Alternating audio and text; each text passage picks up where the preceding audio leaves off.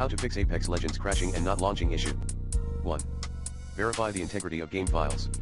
1.1 in Steam, 1.2 in EA Desktop.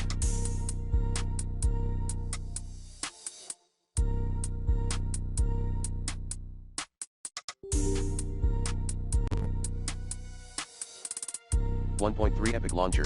2 Backup then delete the game's config files at documents/mygames/Apex Legends/config.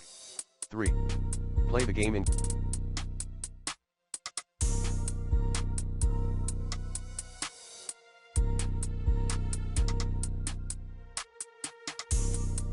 compatibility mode. Like this. 4.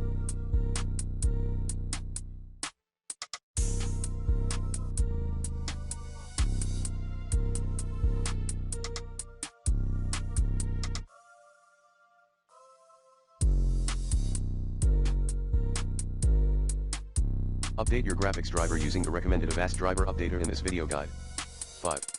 Update your Windows. 6. Play the game as administrator. 7. Uninstall then reinstall the game. 8. Update your console's firmware.